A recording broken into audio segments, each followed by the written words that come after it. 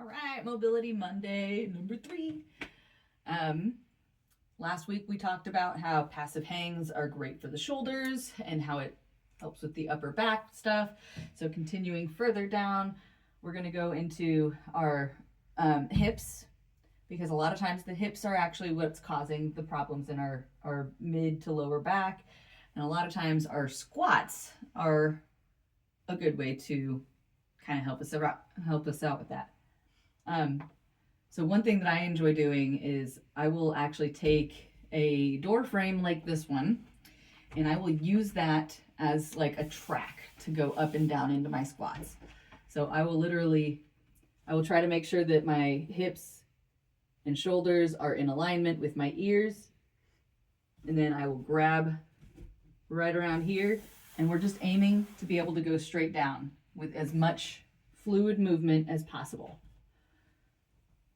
So if I notice that I'm falling one way or another, if I notice that I can't move from that position, the idea is that you have this to guide you so that your brain doesn't immediately panic and go, wait, I don't have any, what, right? Like if I go into a squat, a lot of times it's going to go like that, or I try to overcompensate on one side or another.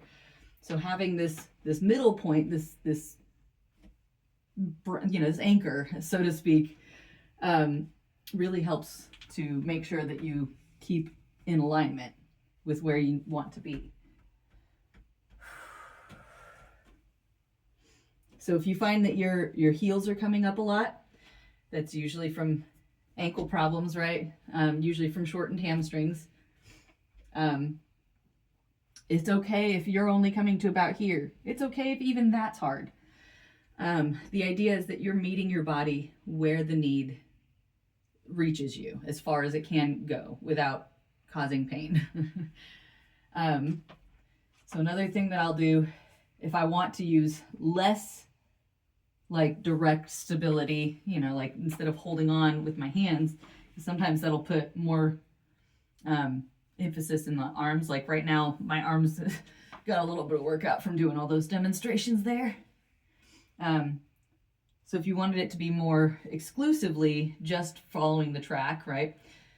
Making sure that our pelvis is tucked back, right? We want to make sure, because normally I have that anterior pelvic tilt, which means that if you were looking at my spine as if this was a cup, my cup is spilling forward.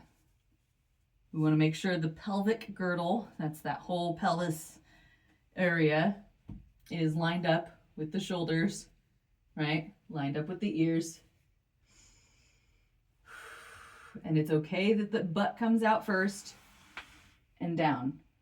But do you see how even just doing this the way that I did, my hips are already turning my legs the wrong way because my feet were too close.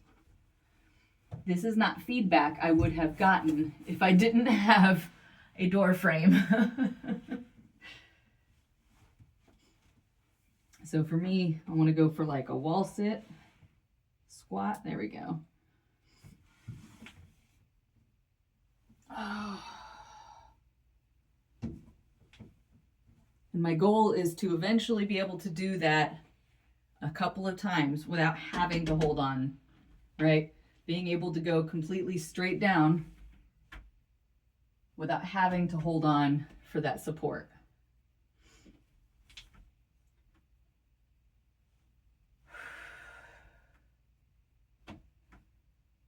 So if you come across a spot like right here, I'm feeling a lot of pulling in my low back.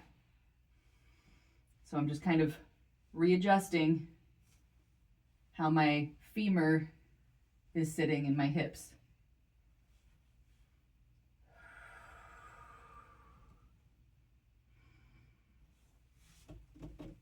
And that pulling stops. So if you're not practicing squats, I very much recommend it. Your body will thank you. Your mobility will thank you. But I think that's all I got for this one. Until next time.